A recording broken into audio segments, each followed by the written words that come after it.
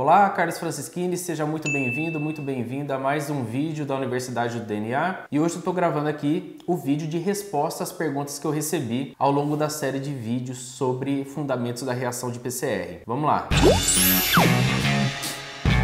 Bom, só para relembrar, existem 6 vídeos aí para trás, todos sobre os fundamentos da PCR. Se você não assistiu ainda, volta lá e assiste. Eu tenho certeza que vai ser um conhecimento bem proveitoso para você. Se inscreve aí no canal, compartilha, dá um like se você estiver gostando e também acompanha os outros vídeos de outros temas que eu já publiquei aqui. Bom, durante essa série eu fui recebendo várias perguntas, várias eu já fui respondendo diretamente para a pessoa que perguntou, e aí eu selecionei algumas para colocar aqui que eu acho que podem complementar a linha de raciocínio, vários conhecimentos que eu acabei não focando durante os outros 6 vídeos, que eu acho que aqui podem então complementar para a gente. Então são 12 perguntas diversas também, todas de fundamentos da PCR. A primeira é a seguinte: no laboratório onde faço iniciação científica, uso Master Mix comprado pronto. O que tem dentro desses tubos? Olha só, é muito comum isso acontecer, né? As empresas de biologia molecular já vendem os tubinhos que são chamados, igual está escrito aqui, de Master Mix, e aí te facilita muito a vida, porque para você fazer a sua reação de PCR, basta colocar um volume desse tubo do Master Mix, mais seus primers, mais o DNA, e geralmente as reações funcionam muito bem. Você tem que, às vezes, fazer uma otimização da temperatura de anelamento dos seus primers, mas você chegando nessa temperatura, tudo funciona muito bem. O que tem dentro desses Master Mix aí, com certeza? O tampão da polimerase, o cofator magnésio, a DNA polimerase e os nucleotídeos. Isso com certeza tem lá dentro. A gente utiliza também, eu não foquei, não falei nos outros vídeos, alguns reagentes, alguns componentes que são chamados de aditivos da reação de PCR. E dependendo do componente que a gente usa, a gente garante que a reação funcione um pouco melhor do que ela funcionaria com os componentes mínimos necessários. Esses tubos, esses Master Mix, geralmente eles trazem alguns aditivos também para deixar a reação um pouco mais robusta. Não dá pra gente cravar o que tem lá dentro, porque isso é segredo da própria indústria, né, que está fabricando isso e está vendendo. Mas geralmente são esses aditivos aí que acabam fazendo toda a diferença. Aditivos importantes, caso você tenha que otimizar um dia uma reação de PCR, e aqui me deu a ideia, acho que eu vou gravar um vídeo só sobre isso. BSA, DMSO, KCl, sulfato de amônio, são vários aditivos que a gente coloca na reação de PCR com diferentes propósitos. Então certamente tem alguma coisa desse tipo aí dentro desses tubinhos também. A segunda pergunta que eu separei aqui é a seguinte, interessante essa. No laboratório onde trabalho, uso kits para tudo. Para montar a reação, basta misturar volumes de 2 tubos e tudo funciona muito bem. Nunca precisei pensar em quanto de magnésio ou DNTPs tem nessas reações. A ideia não é essa? Ficar pensando nessas questões não seria um retrocesso? Ótima pergunta, hein? E é uma pergunta que vai assim diretamente no que eu tenho proposto, que eu vou propor aqui na Universidade do DNA. Não há mal nenhum se você trabalhar num laboratório e você se conformar ali e utilizar os kits seguindo a receita do bolo que vem no protocolo. Então, geralmente os kits são assim mesmo, vem 2 tubinhos, vem os componentes, todo o componente da reação de PCR, com exceção dos primers. E aí os primers vêm num segundo tubinho. E a hora que você olha lá no procedimento, tá, olha, misture tanto do tubo 1 com tanto do tubo 2. Você fazendo isso, basta colocar o seu DNA, colocar lá no termociclador e tudo vai funcionar muito bem, se você seguir, lógico, todo o protocolo do kit. Os kits são exatamente para esse propósito, né? Não tem como fugir disso. Só que o que eu estou propondo aqui na Universidade do DNA é que a gente não se conforme em simplesmente seguir a receita do bolo e que a gente então tente entender como são os processos, quais componentes tem lá dentro, para que servem cada um dos componentes. O que um laboratório de rotina, até um laboratório de pesquisa quer, é gerar resultados com alta eficiência. E os kits garantem isso. Eu até gravei um vídeo sobre isso já. Agora, se você acha que precisa entender mais e ser um profissional com mais entendimento sobre aquilo que você trabalha, a Universidade do DNA é o seu lugar. Não é um retrocesso se aprofundar no conhecimento que você vai trabalhar e que você quer saber mais. Definitivamente não é um retrocesso. Terceira pergunta. Existe a chance da DNA polimerase errar durante o processo de amplificação? Como evitar que isso aconteça? Sim, existe a chance dela errar durante o processo e para a gente evitar que isso aconteça é muito difícil porque vai depender da DNA polimerase. Eu foquei muito na TAC polimerase durante os vídeos porque ela foi a primeira enzima a ser usada e a mais clássica. Porém, eu disse lá também que existem outras DNA polimerases. Quando a gente fala de DNA polimerase, existem quatro definições muito importantes que a gente precisa entender. Termoestabilidade, que é a resistência dela ao calor. Especificidade, que é a ligação dela no alvo de maneira específica. Fidelidade, que é quanto ela consegue ali polimerizar sem errar. E também tem a processividade. A processividade é, a partir do momento que ela reconheceu o primer ali, por exemplo, a região para começar a polimerização, por quanto tempo ela polimeriza sem se desgrudar do alvo. Essas 4 características variam de DNA polimerase para DNA polimerase. Então vai depender muito do seu propósito de estar fazendo a reação de PCR. Se você está fazendo uma reação de PCR só para saber, só para checar o tamanho do produto que tem que ser obtido, então, por exemplo, você precisa de um fragmento, né? Checar ali se o fragmento que você tem 150 pares de bases e você só vai checar se aquele tamanho foi obtido ou não, você não precisa se preocupar em adquirir uma DNA polimerase que tenha uma característica de fidelidade maior do que a TAC polimerase, por exemplo. Dentre todas essas características que eu falei, a TAC polimerase ela perde nos 4 requisitos para a maioria das outras DNA polimerases que existem no mercado. Só que a TAC polimerase é barata. Então, se você vai fazer um processo só para checagem, TAC polimerase. Se você vai fazer uma PCR para depois usar esse produto para processos posteriores, eu quero sequenciar para checar se aquele produto amplificado tem a sequência que eu desejo ou qual é a sequência daquele produto amplificado. Você precisa usar uma DNA polimerase que tem alta fidelidade. São as high fidelities que falam aí no mercado. Se você quer fazer um processo de clonagem depois, que é propagar esse produto amplificado, você precisa também de uma enzima de alta fidelidade. Existem várias enzimas no mercado, as que oferecem alta fidelidade, alta processividade, alta especificidade e assim por diante, tá? Então depende muito do processo que você vai querer, mas geralmente se você quer que não ocorram erros, você tem que escolher bem uma polimerase que vai te garantir isso. Quarta pergunta. Você disse nos vídeos que um dos componentes mínimos da reação é o cloreto de magnésio, mas uso no laboratório uma DNA polimerase com sulfato de magnésio. Qual é a diferença? Essa pergunta aqui casa bem com a resposta da última pergunta. O cloreto de magnésio, como eu foquei na TAC polimerase, o reagente que a gente coloca lá no tubo é o cloreto de magnésio, que vai gerar o cofator que é necessário, que é o magnésio 2+. Eu coloquei no vídeo até qual é a dissociação desse sal, que é magnésio 2+, e 2Cl-. Existem DNA polimerases que ao invés de você usar o cloreto de magnésio, ela vem lá no kitzinho o sulfato de magnésio.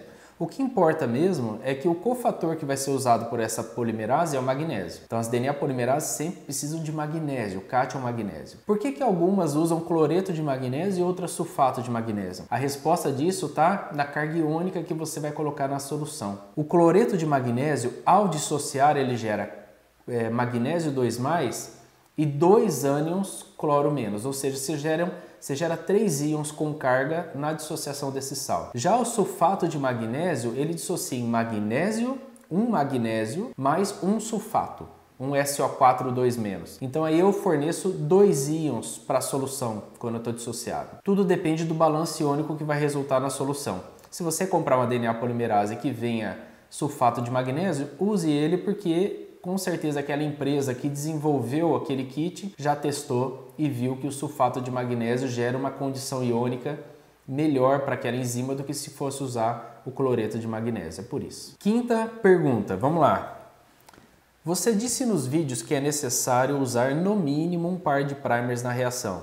Em que tipo de situação é necessário usar mais? Olha, eu vou te falar que geralmente hoje em quase todas as situações, se você trabalhar no laboratório de rotina, a chance de você fazer uma reação singleplex, que a gente fala, que é um par de primer apenas, é muito pequena. Geralmente a gente faz reações com mais de um par de primer. Os sequenciamentos de nova geração, para você ter uma ideia, que se baseiam na reação de PCR, utilizam reações até com milhares de pares de primers. Quando é que você tem que usar então uma reação de PCR com mais de um par de primer? É quando te interessa mais de um alvo daquela mesma reação, daquele mesmo genoma. Então vamos supor que você você tem interesse de checar genes relacionados ao câncer de mama, por exemplo. Então naquele mesmo indivíduo, vários genes relacionados ao câncer de mama. Você teria duas opções. Vamos supor que você fosse analisar 30 genes, tá? Ou 30 alvos relacionados ao câncer de mama. Se eu falar de genes aqui, seriam muito mais primers porque os genes são grandes. 30 alvos relacionados ao câncer de mama. Você teria duas opções. Uma, fazer 30 reações de PCR separadas,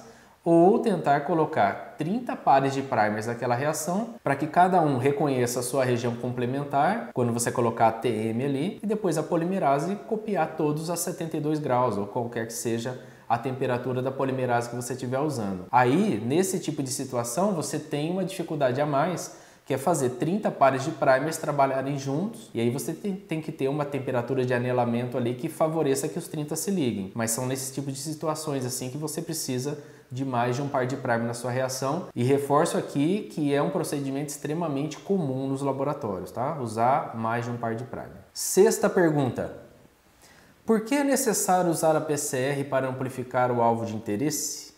Por que não analisar a sequência diretamente? Excelente também. A resposta para isso, de fato, né? Se você coloca o DNA ali dentro do tubo, DNA genômico, qualquer que seja, se aquele alvo já existe ali, por que eu preciso usar a PCR para copiar aquilo, amplificar, né? Que é o termo que a gente usa, amplificar aquilo bilhões de vezes? A resposta para essa pergunta é porque eu preciso gerar massa crítica para ser analisável. Qualquer processo posterior a isso vai precisar que eu tenha muitas cópias para você ter de fato essa massa para ser analisável. É simplesmente por isso que a gente usa a reação de PCR. Por exemplo, se eu quiser sequenciar um trecho de um genoma, por menor que seja, não dá para usar somente o DNA genômico ali diretamente no equipamento de sequenciamento para conseguir obter esse resultado. Eu preciso primeiro amplificar, gerar massa crítica para depois proceder com a reação de sequenciamento, para depois o equipamento poder captar a fluorescência ali no caso. Eu vou explicar um dia como é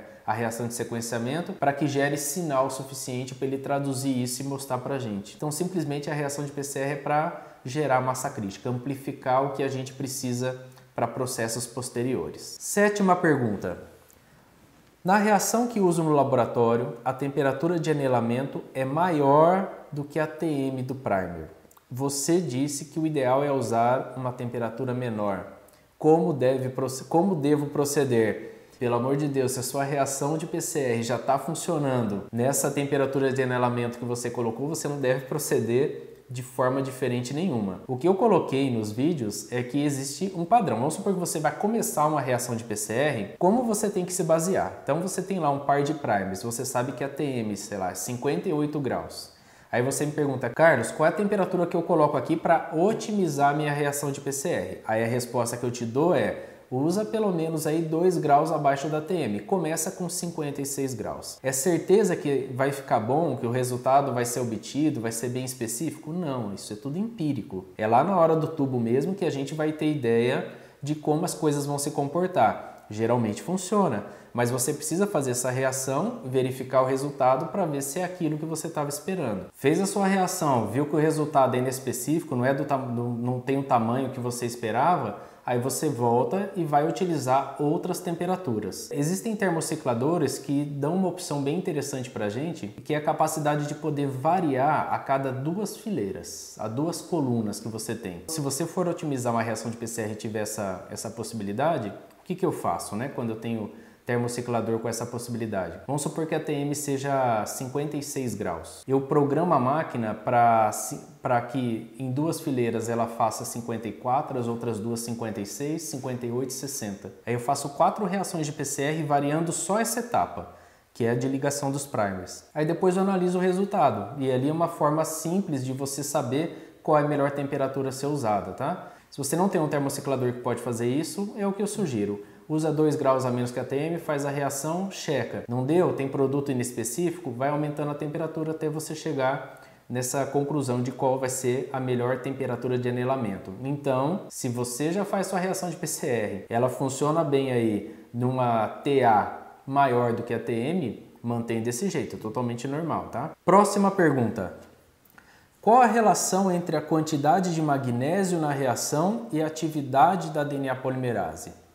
Olha, no primeiro vídeo, se eu não me engano, eu coloquei uma animação que mostra exatamente a função do magnésio. A DNA polimerase ela consegue até reconhecer uma estrutura de dupla fita que tem, né, um alvo com iniciador, mas ela só termina de abraçar mesmo essa estrutura, esse DNAzinho dupla fita, depois que ela se liga ao magnésio. Se você esquecer o magnésio na reação, não vai ter polimerização nenhuma. Mas você não pode correlacionar que o magnésio tem a ver com a atividade catalítica da enzima. A atividade de polimerização ela tem, tendo magnésio ou não. O que acontece é que para que ela consiga agarrar o alvo ali e de fato polimerizar, segurar e ficar ali naquele alvo, ela precisa do magnésio, porque é o magnésio que muda essa estrutura dela para ela ser mais específica. O magnésio afeta a especificidade da enzima. Quanto mais magnésio você colocar na reação, eu dei uma faixa de magnésio para você lá nos vídeos, né? Vamos supor que você coloque muito mais magnésio do que aquilo lá. Quanto mais magnésio, mais promíscua a DNA polimerase vai ficar. O que significa falar que ela está mais promíscua? Significa que ela vai conseguir ligar a regiões onde, por exemplo, o primer não está bem ligado. Se o primer se ligou ali dispareado, tem uma ponta dele que não está ligada ao alvo, está meio balançando ali, se tiver muito magnésio, ela consegue reconhecer e começar a polimerizar. Quanto menos magnésio você põe, mais exigente a DNA polimerase vai ficar com relação à ligação. Então ela tende a se ligar apenas em regiões onde o primer pareou ali de 100%. Então ela fica menos promíscua. Resumindo é o seguinte, muito magnésio vai propiciar que a polimerase se ligue em qualquer região ali de dupla fita e vai entender aquilo como iniciador. Quanto menos magnésio, mais exigente ela vai ficar, só vai ligar em regiões que estão muito bem pareadas. Mas se você esquecer do magnésio, ela não liga em nada. Então tem um balanço aí que tem que fazer. Mas ele não afeta a atividade catalítica, e sim a especificidade da enzima. Próxima pergunta. Uso uma TAC polimerase chamada de TAC Platinum. Li que ela é inativada em temperaturas menores que 95 graus. Como ela se ativa? Aqui tem um errinho conceitual nessa pergunta e a gente está aqui para resolver. Eu estou aqui para fazer isso mesmo, né? Para resolver as dúvidas. Essa TAC aqui que essa pessoa colocou, que é a TAC Platinum, nada mais é do que a TAC polimerase ligada a um anticorpo. E esse anticorpo não afeta em nada a atividade catalítica da DNA polimerase, da TAC polimerase. Ele só afeta um pouco a estrutura dela, de modo que ela não consiga polimerizar ligada a esse anticorpo. Por que isso é importante para a gente? É uma característica interessante. Porque quando a gente usa a TAC polimerase crua aí, sem nada ligado, eu falei nos vídeos anteriores que ela polimeriza de 37 até 80 graus. Embora 72 graus seja a melhor temperatura, ela tem atividade catalítica em temperaturas menores. Então imagina que você está fazendo ali a sua reação de PCR, está ali na bancada e sei lá, os primers interagem entre si, que eu falei para você que isso é possível. Se a TAC polimerase, mesmo não estando a 72 graus, se ela encontrar esse tipo de ligação, pode ser que ela comece a polimerizar entendendo que aquilo ali é um iniciador, uma dupla fita pequenininha, e ela começa ali a polimerizar dímeros de primer, por exemplo. Isso não é interessante para a gente só quer que ela polimerize as regiões que nos interessam. Essas polimerases ligadas a esse anticorpo garante para a gente que ela não vai polimerizar nada enquanto você está montando a reação de PCR. Mas no protocolo dessas enzimas vem falando assim, olha, se você colocar essa enzima a 95 graus por 3 minutos ou 5 minutos, esse anticorpo que está ligado a ela se desnatura, perde a sua estrutura e a enzima então passa a ter a sua atividade catalítica, ela deixa de estar inibida, não é que ela não está inativa, ela está inibida e uma vez que o anticorpo ali perde a sua estrutura, ela passa a estar ativada, ela não fica mais inibida. Então basta a gente colocar ali 95 graus por 3 a 5 minutos, que você já entendeu que é um processo básico mesmo de colocar a reação de PCR, esse anticorpo desnatura e a enzima está prontinha ali para começar a polimerizar. é mais uma segurança para a gente. Essa é a TAC Platinum, é de uma empresa que é líder do mercado, mas existem outras empresas de biologia molecular que também vendem TAC polimerase ligadas a anticorpo com outro nome. Então faça uma cotação aí se você se interessar por um tipo de TAC assim. Próxima pergunta. O que é uma reação de PCR multiplex e o que são primers fluorescentes? PCR multiplex é o nome que a gente dá para qualquer reação de PCR que não usa apenas um par de primers. Na verdade, assim, um par de primer a gente chama de singleplex, 2 pares de primers, duplex, 3 pares de primers, triplex. A partir de 3 pares de primers a gente já fala que é uma reação multiplex. Então, uma reação de PCR multiplex pode ser uma feita com 3, 4, 5 pares de primers até milhares de pares de primers. Isso define uma reação de PCR com esse nome. Já primers fluorescentes são primers onde no par uma das fitas possui uma molécula fluorescente na região 5', tá? Na extremidade 5'. Essas moléculas fluorescentes são capazes de captar energia, excitar os elétrons e depois devolver essa energia captada na forma de luz. E aí equipamentos específicos podem detectar isso. Primers fluorescentes são muito interessantes, são muito utilizados tanto na rotina como na pesquisa, porque eles funcionam para a gente como repórteres, eles reportam um resultado específico. Para você ter uma ideia aqui, para a gente não prolongar muito, uma situação onde a gente utiliza primers com fluorescências é na identificação humana por DNA. Lá o que a gente faz quando a gente quer identificar o indivíduo por DNA, a gente usa uma reação de PCR com dezenas de pares de primers. Para cada par de primer, uma das fitas é ligada numa molécula fluorescente, de modo que o resultado final gera para a gente um eletroferograma cheio de picos coloridos e dependendo do pico gerado e da cor gerada, a gente sabe qual é o tamanho do fragmento que foi colocado lá. Eu vou explicar bem num vídeo só para isso, eu acho que aqui vai acabar te confundindo mais, mas primers fluorescentes são extremamente usados e aí é no momento da síntese, tá? Você desenha o primer, quando vai pedir para as empresas que sintetizam primers, elas te perguntam, você quer ele marcado ou não marcado? Quando fala marcado, você quer que adicione um fluoróforo nele ou não? Se você falar que quer um fluoróforo, ele vai te perguntar qual, porque dependendo do fluoróforo é uma cor, e aí isso vai depender do desenvolvimento ali da metodologia que você está otimizando, a cor e o fluoróforo que você vai usar. Vai ter um vídeo só sobre isso aí com certeza. Próxima pergunta. Quais as diferenças entre PCR convencional e a PCR em tempo real? É aqui que eu queria chegar mesmo, né, nessa série de fundamentos, porque eu falei que todas as reações, todas as versões da PCR são todas baseadas na PCR convencional. O que eu expliquei para você aqui nessa série foram as características da PCR convencional. A PCR em tempo real nada mais é do que uma PCR convencional com mais componentes. E os componentes que a gente coloca mais ali são aqueles que vão produzir luz para a gente, vão reportar luz no momento da polimerização. Na PCR convencional, eu preciso montar a reação, colocar no termociclador, esperar um tempo e depois retirar o tubo do termociclador e analisar de alguma forma, que eu ainda vou falar para você opções de análise. Já na PCR em tempo real, não. Existem componentes que no momento que a DNA polimerase está polimerizando ali, gerando cópias, amplificando, isso resulta em liberação de luz. E aí essa luz é captada pelo termociclador, que é um termociclador diferente, né? Capaz de, além de variar a temperatura, também captar luz. E aí esse resultado vai sendo dado para a gente em tempo real na tela do computador. Então você consegue saber exatamente ali em tempo real se está havendo ou não amplificação por essa captação de luz. Existem propósitos diferentes em usar PCR convencional e usar PCR em tempo real. Aqui, para não estender também, que não é o foco aqui dessas respostas, é o seguinte: na PCR em tempo real, o produto gerado nunca é utilizado para técnicas posteriores, tá? Você faz a PCR em tempo real, verifica ali o produto que está sendo gerado, o resultado na tela do computador e depois descarta aquele produto final, abre o equipamento e joga fora, porque você vai fazer análise ali no computador. A PCR convencional ela é sempre usada quando você precisa utilizar aquele produto para procedimentos seguintes. Então aí você usa o termociclador convencional, depois você abre ali e utiliza o produto daquele tubo para outros processos. Mas tem muitas aplicações aí, a PCR em tempo real é fantástica. Vai ter uma série sobre tempo real em breve, pode esperar, tá? Última pergunta dessa série.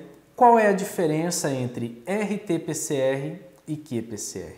Olha só, RT-PCR é um prefixo que a gente dá à reação de PCR, ao nome da reação de PCR, toda vez que a gente usa RNA como molde. Eu falei para você que lá no tubo da reação não dá para colocar RNA, só DNA. Então, se você tem RNA como molde, a gente precisa fazer primeiro uma reação de transcrição reversa para gerar DNA complementar, que é chamado de cDNA. Toda vez, então, que a gente tem que usar RNA como molde e teve que fazer uma transcrição reversa, o nome daquela reação passa a ser RT-PCR. Então, foi um PCR onde eu tive que usar a transcrição reversa, ou seja, se você fala de RT-PCR, está embutido ali que necessariamente o molde é RNA. É o que tem acontecido bastante aí com o coronavírus, né? Todo mundo fala que tem que fazer uma reação de RT-PCR, porque é um vírus de RNA. Para você detectar se tem ácido nucleico viral ali, tem que fazer a transcrição reversa primeiro. Por isso que dá esse nome. Já qPCR é quando a gente faz uma PCR com o intuito de quantificar algo. Quando a gente vai fazer, por exemplo, uma reação de carga viral, o que nós fazemos são várias reações de PCR separadas, cada uma com uma quantidade viral conhecida, e aí faz uma reação com o material do indivíduo em questão, e aí o próprio equipamento vai fazer uma curva e vai falar para a gente qual é a carga viral daquele indivíduo. Então, quando eu quero saber quanto eu tenho, eu chamo isso de qPCR. Outra coisa também que a gente chama de qPCR é quando você quer fazer expressão gênica, por exemplo. Você tem dois experimentos, um, sei lá, não tratado, outro é tratado com medicamento, depois você extrai ali RNA, faz cDNA, e você quer comparar quem teve maior expressão, se é a situação não tratada ou tratada. Eu chamo isso também de qPCR, estou quantificando alguma coisa. O qPCR também pode ser chamado de RT-qPCR, que é quando você vai fazer uma quantificação de algo onde o seu molde foi RNA. Então, se o seu molde foi RNA, você teve que fazer uma transcrição reversa, isso virou RT. Então, se você teve que quantificar, virou um RT-qPCR. São várias nomenclaturas diferentes que às vezes podem confundir, mas elas são simples de entender. Se tiver RT lá no meio é porque o molde é RNA e teve que fazer a transcrição reversa. Aqui eu finalizo com você, conforme eu me comprometi, 7 vídeos sobre fundamentos da reação de PCR. Isso aqui é só o começo, tem muita coisa que vem por aí ainda, mas eu tenho certeza que essa série aqui vai fundamentar você e vai te ajudar em muita coisa aí que você pode precisar ao longo da sua vida. Te convido a continuar assistindo, acompanhando o canal, que eu tenho certeza que eu posso te ajudar ainda mais. Te vejo nos próximos vídeos.